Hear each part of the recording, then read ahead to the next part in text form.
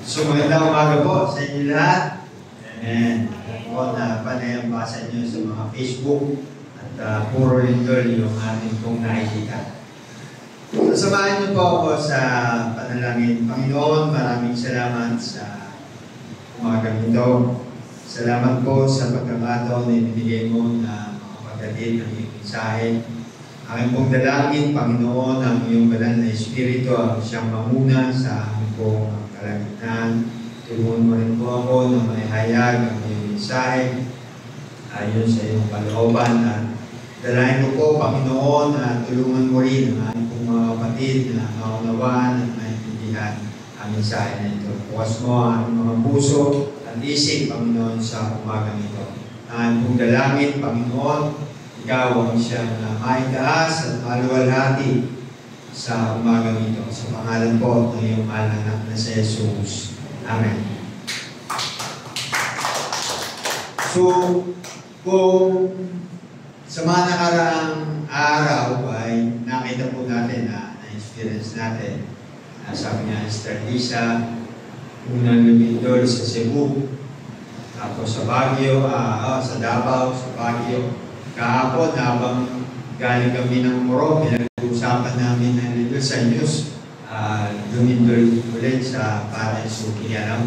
So, ang lindol po kasi ay hindi siya talaga natin alam kung kailan mangyayari. Ang Panginoon lang talaga yung magtatakda nito. Hindi siya tulad ng bagyo na pipredict. Merong warning na binibigay sa atin. Papasok pa lang siya ng ay nakikita na yun. At dahil sa mga bagong technology, ay alam kung kailan darating, anong mangyayari. Kaya nga meron tayong mga rainfall warning, di ba? Kapag yung warning ay makakapag-prepare tayo, makakapaghanda.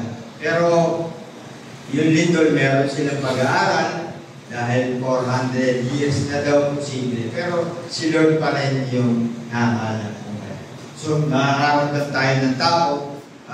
Maging handa lang tayo, pero ang dapat natin gawin ay manatili tayo manalangin sa ating Panginoon. Kasi sa yung sovereign God, sa yung nakakaalam ng maganda, mabuti para sa atin.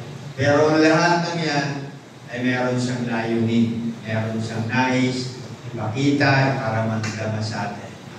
Tayo ay nakakalimot na, nawawala na yung focus natin sa Kanya, nagiging kahaman na ang bawat isa. Yung titingnan nyo kung hindi nagsunod-sunod yung mga bagyo, hindi sunod-sunod yung mga baha, hindi natuklasan yung flood control. Yeah? So merong ginawa kasi nakita natin na ganun pala, grabe. Dahil dun sa nangyari na na-experience natin. At kung mapapansin natin, at dahil dun sa mga lindol, yung mga unang mga building na nagkaroon ng damage, yung mga government buildings. Yeah? So, merong layunin ng Panginoon lang talaga yung nakakaalam kung ano yung magbuhay sa atin. So, ang mahalaga ay yung mga babala, yung mga warning na dapat natin pagtuunan ng pansin. Na minsan ay nababaliwalahan. Isang halimbawa na nakikita natin na hindi natin talaga ito nagawa. Simpleng bagay. Sabi nga daw po, tayo daw mga Pilipino ay madaling makalimot. Kahit nandun yung mga paalala, warning, hindi daw madali tayong makalimot sa mga nangyayari. Kaya kung titingnan natin, kahit hindi karapat-dapat, nakakalimutan natin Patuloy pa rin natin sila inilulok-lok kasi makakalimutin tayo. So, isang bagay na palagi natin nakikita, itong warning. Ano po yan?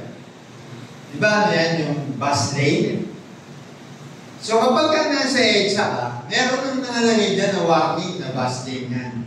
Pero pag nanood ka ng Diyos, ang dami pa rin pumapasok. Parang minsan maaasal ka dahil sasabihin, hindi mo alam. Lalo na yung mga motor, makikita mo, papasok pag nakita nila yung enforcer, lilikod. Tapos, magtatakbo, tatakas. Hindi nila pinapansin kahit anong warning. Yan yung problema sa atin. So, ito pa. Nababasa niyo ba yung bawal tumawid? May namatay na dito. Diba? Ang una lang dyan, warning dati, bawal tumawid. Pero nakikita nila, hindi. Ang sumunod dyan, warning, bawal tumawid, nakamamatay. Yeah? Tapos, matigas pa rin yung ulo, hindi pa rin. Kaya nilagay na dyan, may namatay. Pero tingnan ninyo, pinipilit pa rin. Tumatawid kahit gaano palaki na ng warning.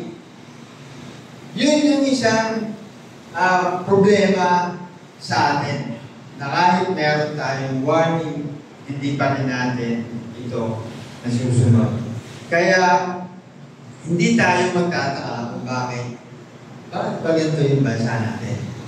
Wala tayong talagang disiplina kahit pa. So, siguro ang isang bansa na kahit ulit-ulitin mo na puntahan, ang Japan. Kapag nandun kayong kalsada, kahit pwede mong tawiran, hindi mo magagawa. Pupunta ka doon sa pedestrian kahit malayo. At pag may tumawid doon na nag-cross, Pilipino sigurado. Pupuntahan at pupuntahan mo. Sanay kasi tayo. Meron kaming isang pinuntahan na magsisiyar ako. So, dahil nagmamadali ako, nakapag-cross agad ako, hinarang ako na dito ka dumaan sa tao, sa ng tao. Pero makikita mo doon, kahit napakaliit ng kalsada, pupunta ka doon matatawid. At yung mga driver, mga ilang metro pa, nakatingin na sila doon sa pedestrian. Bibigyan nila yung halaga. At makikita mo yung mga bata, tumatawid, pila-pila sila na sumusunod. So, nasa kultura natin siguro. Yun yung problema sa atin. Na kahit anong warning, hindi natin ito. Ngayon, bilang mga mananampalataya, ano ba yung babala sa atin? So, sa umagang ito, ay tingnan natin yung babala sa buhay ng Kristiyano. Ano yung babala sa atin? So, warning signs for every Christian. Kasi yung diniscuss ko, sinabi ko sa inyo, mga simpleng bagay Mga simpleng bagay, pero hindi natin magawa. Simpleng bagay na pagtawid, pagsunod, hindi natin magawa. So kaya, nangyayari sa atin, nakakalimutan natin, hindi tayo sumusunod sa mga babala sa atin. Na sa panahon ito, kailangan natin itong gawin. Sa panahon ito, sa mga nararanasan natin, kailangan natin itong gawin. Ang ating konteksto ay magmumula sa Roma chapter 12, verses 1 to 21. Pero hindi ko po ito babasahin lahat at titignan po natin.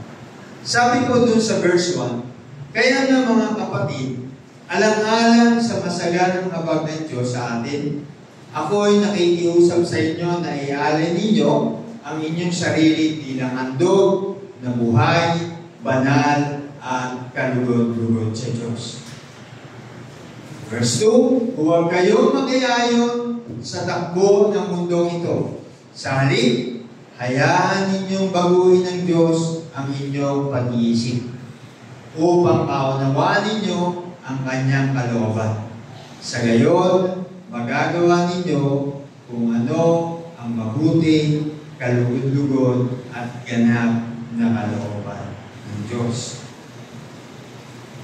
Sa verse 3, dahil sa kagandahang loob ng Diyos, sinasabi ko sa bawat isa sa inyo, huwag ninyong pahalagahan ang inyong sarili na higit sa nararapat. Sa halip, pakaisipin ninyong mabuti ang tunay ninyong katayuan. Ayon sa sukat ng pananampalatayang ipinagkaloob ng Diyos sa bawat isa sa inyo. Nalaktaw tayo sa 17, huwag ninyong gantihan ang masama, Sigapin ninyo mamuhay ng marangal sa harap ng lahat ng mga ito. At tawid tayo sa verse 21, huwag kayong magpadaig sa masama, kundi daigin ninyo ng mabuti ang masama. So, 4 na verses po yung ating pagtutuunan ng pansin. At kung titingnan po natin, kung babasahin natin yung chapter 12, dun sa una nakalagay doon yung pamumuhay ng Kristiyano. Ang kabuuan ng mensahe nito ay tinatawag ang mga mananampalataya na ialay ang kanilang buhay bilang isang buhay na sakripisyo. Yun po sa pamamagitan ng isang binagong isip, hindi umaayon sa mga paraan ng mundo. So, ang pagbabagong ito ay nagbibigay daan sa pagkilala sa kalooban ng Diyos. Nagamit yung magkakaibang espiritual na kaloob. Kung babasahin natin yung buong chapter 12. Para sa kapwa, pagpapatibay at pagsasagawa ng tunay, mapagpakumbabang pagmamahal at paglilingkod. So maging sa mga away at sa huli, daigin ang masama ng mabuti. So 4 po na punto yung mahalagang maintindihan natin. Sa tulad po ng mga warning signs na ibinahagi ko sa inyo, diniscuss ko sa inyo, warning signs sa kalsada na nagbababala sa mga motorista para maiwasan yung disgrasya. So mayroon din pong babala ang Diyos sa kanyang mga anak. Mayroong babala sa atin upang tayo ay manatiling ligtas sa spiritual nating buhay. So sa Romans chapter 12 ay pinapakita po dito ni Apostol Pablo yung ilang mahalagang babala para sa mananampalataya na nais mabuhay ng kalugod-lugod sa Diyos. So ang layunin dito, yung purpose dito ay upang tulungan yung mga mananampalataya para suriin natin yung ating mga buhay. At mag-ingat tayo dun sa mga salubing sa pagkilos na sumasalungat sa tunay na pagbabago bilang isang Kristiyano. So ano yung mga dapat natin tandaan? Ang unang babala,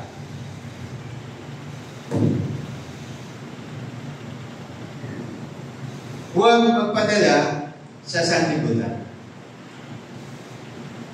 Sabi po nandun sa ating binasa sa verse 2, huwag kayong makiayon sa takbo ng mundong ito. Sa halip, hayaan ninyong baguhin ng Diyos ang inyong pag-iisip upang maunawaan ninyo ang kanyang kalooban. Sa gayon, magagawa ninyo kung ano ang mabuti, kalugod-lugod at ganap na kalooban ng Diyos. Marami pong Kristiyano ang nadadala sa agos ng mundo. Sa estilo ng pamumuhay, sa pag-uugali, sa mga pagpapahalaga sa buhay natin. So, ang babala po dito ni Pablo ay malinaw. Sabi po doon ay huwag makiayon sa mundo, kundi bagkus magbago sa pamamagitan ng ating isip na binago ng ating Panginoong Diyos. So, ang pagbabago po ay nagsisimula sa ating isipan. Kung paano tayo mag-isip, kung paano tayo magpasya, magdesisyon, kung paano tayo magpahalaga sa mga bagay.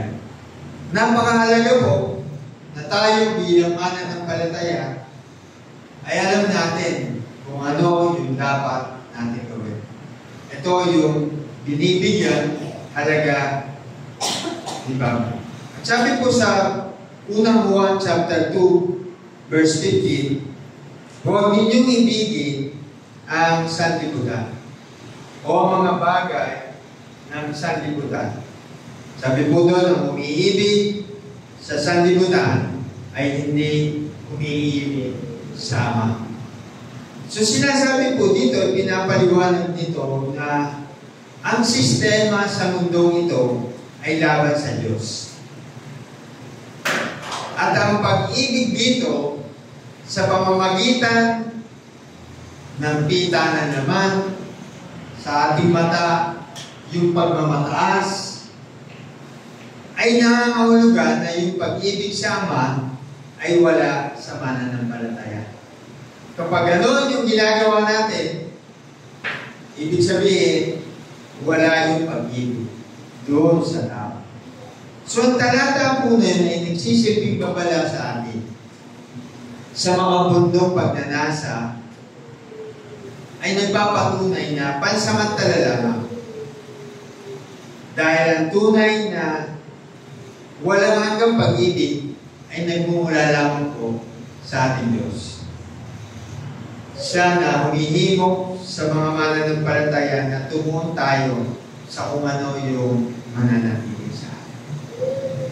Sumalaga po dahil sa panahon ngayon ay talagang marami na ang nakakalimot. Marami na yung ang focus ay nawawala na. Ang danger po dito, kapag po tayo ay nagsimula mag-isip, kumilos, tulad ng mundo, nawawala na po yung patotoo at humihina yung ating pananampalataya. Yun yung delikado na kapag tayo ay natangay na ng mundo ito. Ano po yan? Kung alam mo yan, sa English chameleon, di ba? Ito yung green lizard. At dito sa atin, kunyako, no? Ito, meron siyang ability to change color. Changes its color to blend. Pag dumapo yan, nag-iiba yan eh. Kung nakakita kayo, pag dumapo siya sa nag-blend, parang hindi mo siya mahalata na meron. So kung anong kulay yung nagbabago yan. Ayun, bihira na dito kasi walang puto. Pero sa probinsya, makakakita ka niyan. At many Christians do the same. To fit in with the world. Maraming Kristiyano.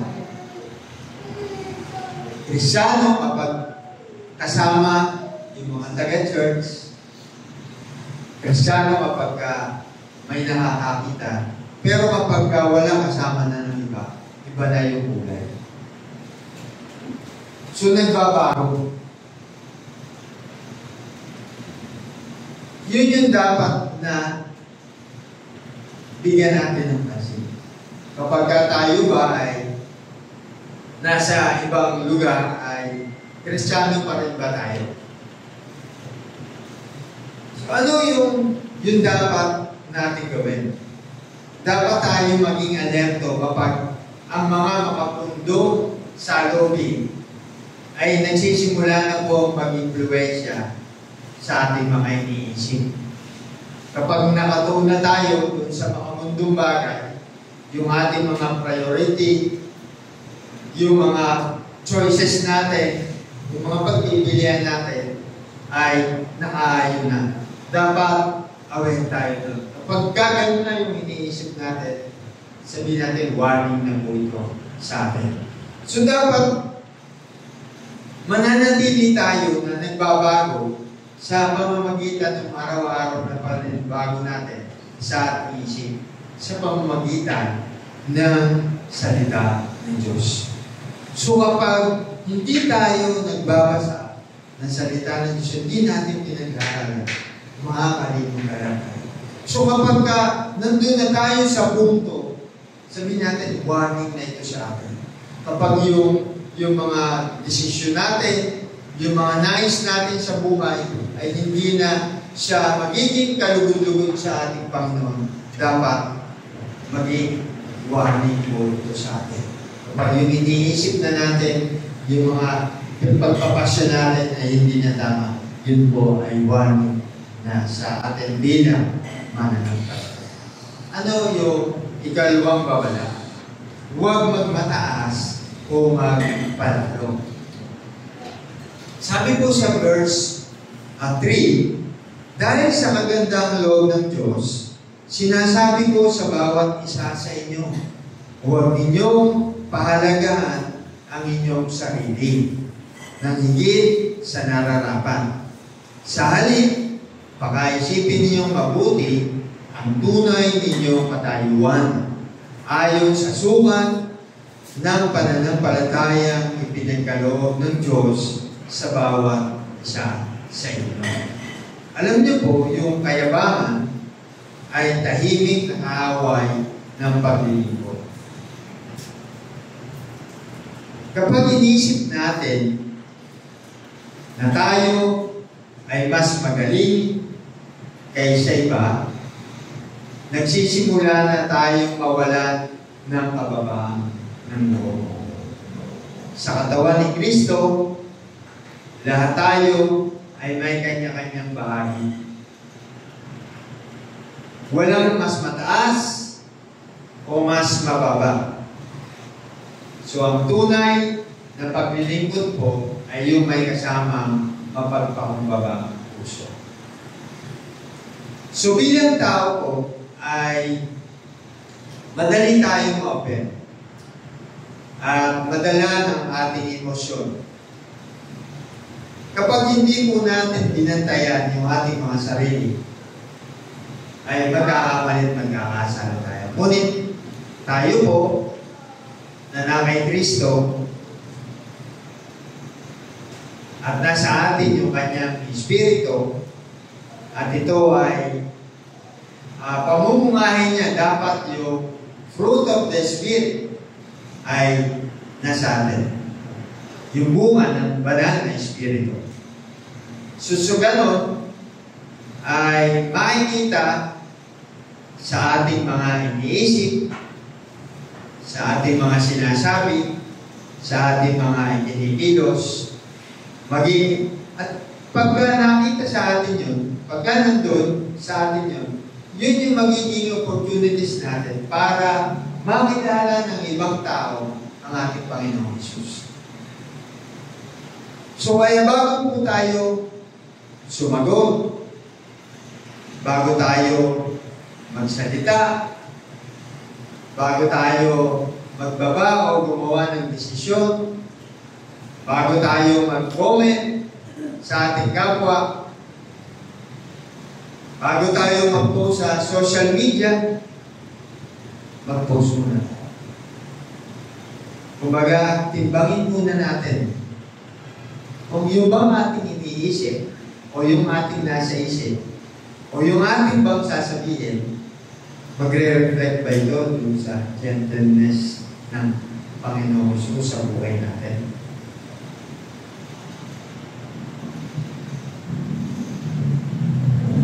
Sabi po ng Filipos chapter 2 verse 3, huwag kayong gumawa ng anuman dahil sa pansariling layunin o pagyayabang, sa halip bilang tanda ng pagpapakumbaba, ituring ninyong higit ang iba kaysa inyong mga sarili. Pride and self-importance destroys the unity of the body of Christ. Yung pong pagmamataas, pagpapahalaga sa sarili, ay sumisira sa pagkakaisa sa katawan ni Kristo. Delikado po yun.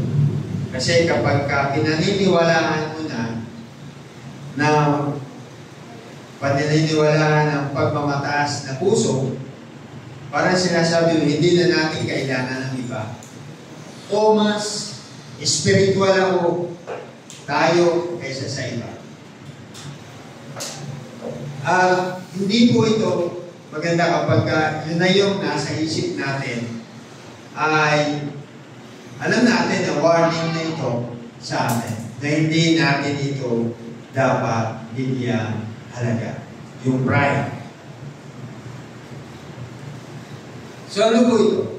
Yung mga balloons. Ang mga logo na ito, mga balloons, looks big, but it's still there. Hangin. Hangin, kita natin, malaki. Pero, hangin yun nasa loob. Ganun din. Pride makes us look big, but empty inside. Parang tingin natin, malaki tayo pero walang laman mundo.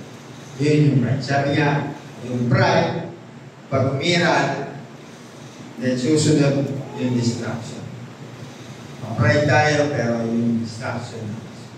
So, makikita po natin na kapag ito yung nangyayari sa atin, ano ba yung dapat natin gawin? Baka nakakalimot tayo. Dapat suriin natin ang ating puso. Kapag nakita mo sa iyong sarili na ikaw ay nag-aambing na, nag-o-compare na, nakikipag-kompetensya, o umupuna ka na sa iba,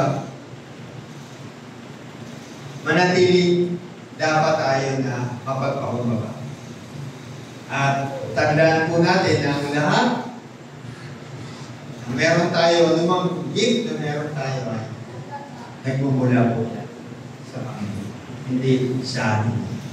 Sumalaga na tayo bilang mga mananampalataya ay alam natin yung mga warning o babala na yun.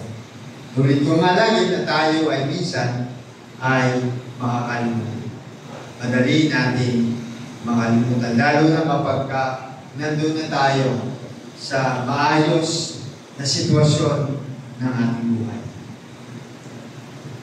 Ano po yung ikatlong babala? Huwag gumanti ng masama. Sa verse 17, sabi po doon, huwag ninyong gantihan ng masama ang masama. Sikapin ninyo mabuhay ng marangal sa harap ng lahat ng mga tao. Natural po sa atin ang gumanti. Ngunit ang Kristiyano ay tinawag upang magmahal at magpatawad. Ang hindi po pagganti ay hindi naman ito kahinaan, kundi kalakasan ng Espiritu. Kapag hinayaan po natin ang Diyos ang maghiganti, tayo ay nagiging tunay na anak ng kanyang kapayapaan. Ang pagiging kalmado, pagtama sa mali sa iba na may pagpipigil, walang paghusga, dahil gusto nating may matutunan ang tao ating tinatawag.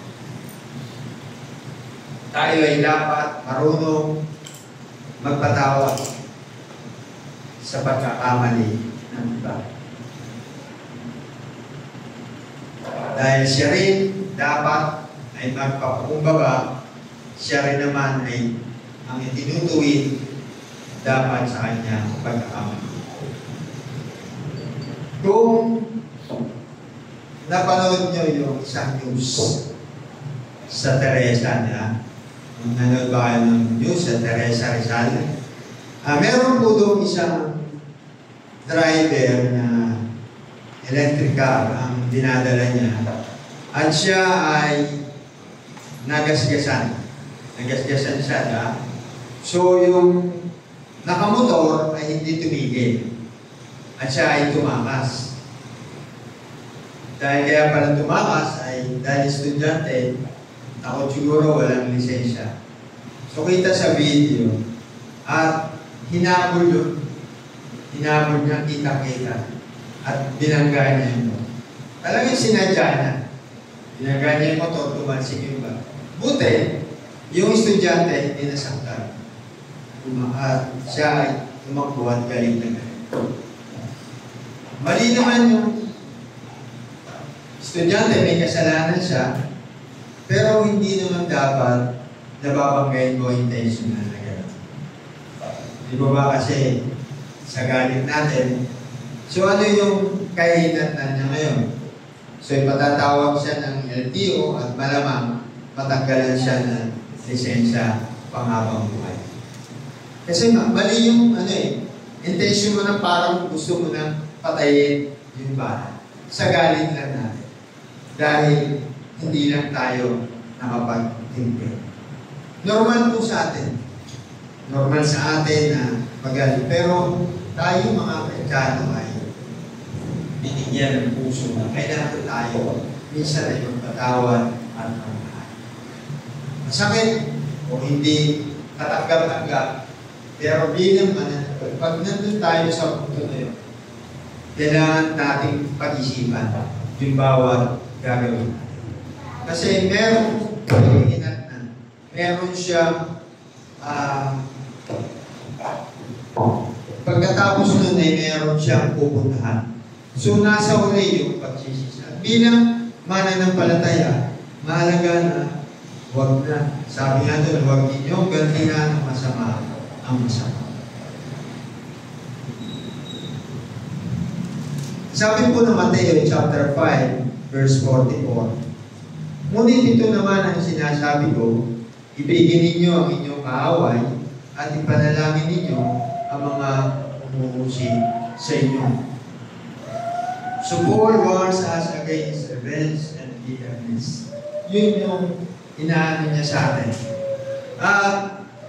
Kapag po ginantihan natin ang mali sa mali, hinahayaan natin daigin tayo ng kasamaan sa halip na daigin ang kasamaan ng mabuti.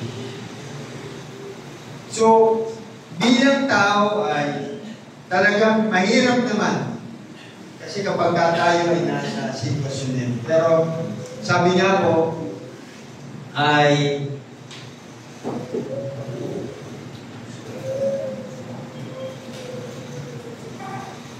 yung dalawa pong pagkakamali ay hindi kailanman nagagawang tama. So ito yung tulad po ng pakikipaglaban sa apoy at sa apoy, parehas lang ito masusunod. So yung dalawang pagkakamali ay hindi kailanman nagagawang tama. Kaya dapat natin ito pag-isipan ng mabuti. Ano yung dapat natin gawin? Ano yung dapat natin gawin kapag nasa sitwasyon tayo? Kapag nasasaktan tayo,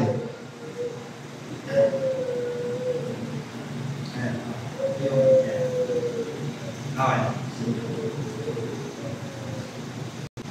So kapag nasasaktan, piliin ang pagpapatawad sa halip na paghihigan. At hayaan ang pag-ibig na maging mas malakas kaysa galit.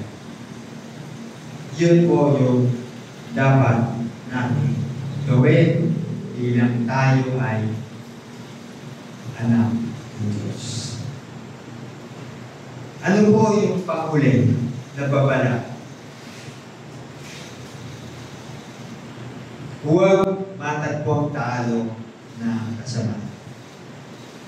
Sabi po ng Romans chapter 12 verse 21, huwag kayong magpadaig sa masama, kundi daigin ninyo ng mabuti ang masama. Ang kasamaan po ay laging susubok ito sa atin na daigin tayo sa galit, tukso, o dun sa kawalang pag-asa. Ngunit binibigyan tayo ng Diyos ng kapangyarihan upang daigin ito sa pamamagitan ng kabutihan at pag-ibig. Ang pinakamabisang sandata laban po sa kasamaan ay ang paggawa ng kabutihan. Kabutihan sa kabila ng sakit at pagkadismay. Yun yung dapat natin gawin. Dahil sabi rin po ng Galatia chapter 6 verse 9, kaya huwag kayong mapagod sa paggawa ng mabuti. Sapagkat pagdating ng takdang panahon, tayo ay aani kung hindi tayo susuko.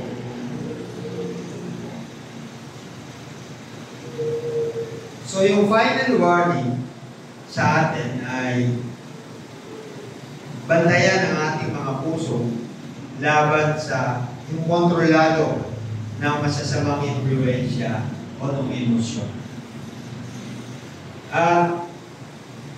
Kung hindi natin lalabanan ng mabuti yung kasamaan, dahan-dahan po tayong makokontrol ng kasamaan ng ating mga salubin at ang ating mga kinikilos. So dapat makokontrol natin ang lahat. Ano po yung sabi nga po, nawawala lamang ang kadiliman kapag pumapasok yung liwanag. So, laging nananaig ang mabuti sa kasamaan.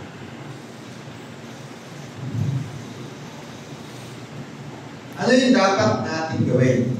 Dapat tayo patuloy na gumawa ng mabuti. Kahit na iba ay gumagawa ng mali. Dinaig ni Kristo ang kasamaan sa pamamagitan ng pag-ibig. Dapat gayon din tayo. So kahit alam natin na sila ay gumagawa ng hindi tama, dapat gagawa tayo ng mabuti. Ano man yung sitwasyon natin, saan man yung kalagayan natin, kung nakikita natin na tayo, na sila ay gumagawa ng hindi tama, dapat nanatili tayo na gumawa ng mabuti. Napakahalaga po ng mga warning sign na ito. Meron po isang driver na binabagtas niya yung expressway. Kasi ngayon po yung mga sasakyan, high-tech na talaga yan. So nagwa-warning na yan kung ano yung na sitwasyon o kalagayan. So habang siya ay nagdadrive, nag-warning light, yung check engine. Ano yun, lalabas yung i-icon yan, yung sign lalabas. So sabi niya, siguro ito ay mali, hindi niya pinansin. So, diretso siya ng pagdadrive. Habang siya ay nagdadrive, lumabas yung isa pa uling warning light. Check oil. So, hindi pa rin, ignore niya yun. Then, habang hindi pa siya nakakalayo, bigla na lang uminto yung kanyang sasakyan. Wala na ng power yung kanyang sasakyan. So, hindi niya binigyan ng atensyon yung warning niya na dapat ay maliligtas pa niya o maaayos pa niya yung sasakyan. Dahil lang dun sa warning light na in-ignore niya, nasira yung kanyang sasakyan. Na-experience po yan. Nung kotse pa yung ginagamit ko, pagdating ko dun sa bago magkabuyaw, nag-check engine siya. So ginawa ko, umanap ako ng isang exit at naghanap ako na isang gasoline station para i-check yun. Dahil delikado po kung uuwi ako ng kainda. At chinek nila at pag-check nila, tinanggal yung battery tapos tinesting, nawala. So yung sensor lang daw yung naging problema. Then dun sa isa kong sasakyan, nag-warning din po yung sa transmission. So meron akong napansin na nag-warning nila. Pag i-brake ako, nag-warning siya. So dinala ko sa Isuzu at pina-check ko. Pinalitan nila yung oil. Nasa obserbahan mo. And then, ganun pa rin. Kaya pagkakataon na nag-warning siya, then binalik ko sa kanila, sabi nila, yung sensor. Pero dahil mahal parang 14,000. Pero sabi niya, okay naman doon. Ginagawa ko po yun. Inano ko din. Ginamit ko. Pinalitan ko na lang ng mga giro Pero parang napapansin ko na hindi na maganda. So, kung dinala ko dun sa mekaniko yung pastor, hindi na, may damage na yung transmission. So, dahil hindi natin inano yung mga warning lights, ay nagkakaroon tayo na napapahamak tayo. So, ano po yung lesson? God gives us spiritual warning signs. Signs that tells us something is wrong in our spiritual life.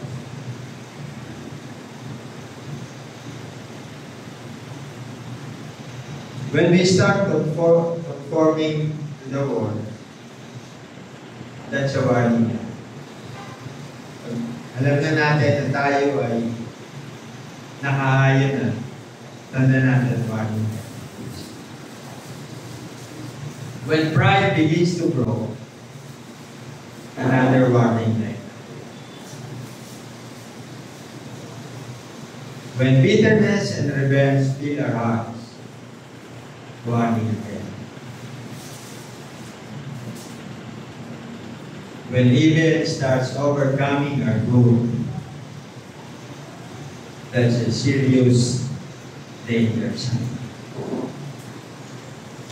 So mga kapatid, yung pagwawalang bahala sa mga ito ay maaari bumanto sa isang pagkasira ng spiritual na pagkasira sa atin.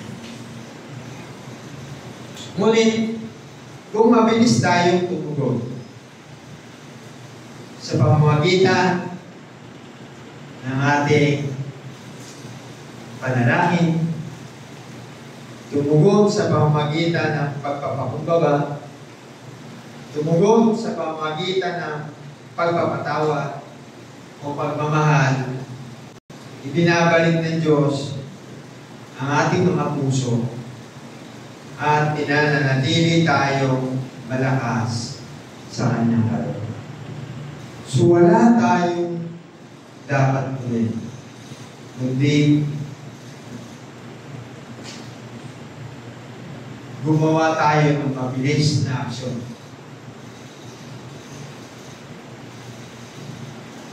Hindi natin alam yung mga pwedeng mangyari sa ating mga buhay. Baka may mga warning lights na tayo pero ini-ignore natin. So, ang mga babala po sa Romans chapter 12 ay hindi upang takutin tayo, kundi upang gabayan tayo sa tamang landas.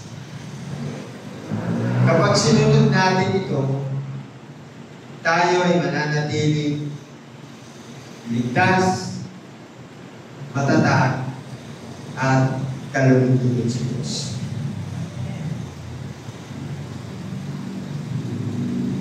Ang tunay na ligtas na mananampalataya ay yung marunong sumunod sa mga babala ng Diyos. So tulad ng mga babala na ating nakita o nakikita bilang mananampalataya,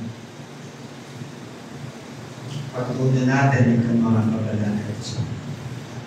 Dahil sa ating panahon, importante na tayo ay laging nakahanda.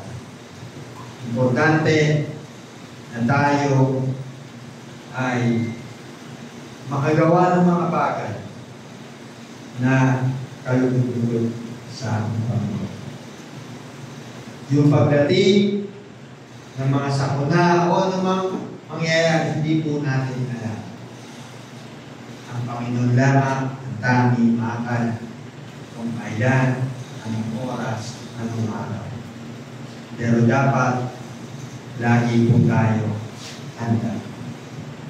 Dahil kung tayo ay handa, mananatili tayong ligtas, mananatili tayong matatag at kalulunod sa ating Panginoon. Tayo po ay Panginoong Diyos, maraming salamat.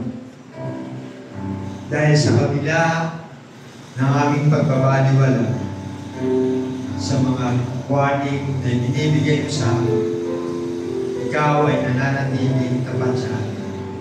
Kahit hindi kami karapat-dapat, patuloy mo kami minamahal at iniibig.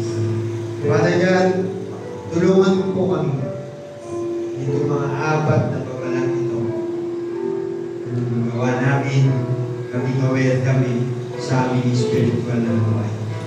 Sa mga nangyayari sa aming buhay, tulungan mo kami na kami ay patuloy na mananampalataya, patuloy na magtiwala sa inyo. Dahil tunay, Panginoon, na far from you, we are nothing. Na Panginoon, ang hiling at dalangin namin sa inyo, ikaw ang siyang tumabay at magpatnubay mo sa amin. Kapitin mo kami kung kami ay nakakalimot, kung kami ay nawawala sa mga nais mong ipapasa. Father God, marami pong salamat. Pinagkakatiwala po namin sa inyo ang aming pong mga buhay. Nawa o Diyos, ano man ang aming gagawin, ano man ang aming desisyon, ikaw ang siyang maluwalhati at maitaas. Ito po ang aming dalangin sa pangalan na imanak na si Jesus.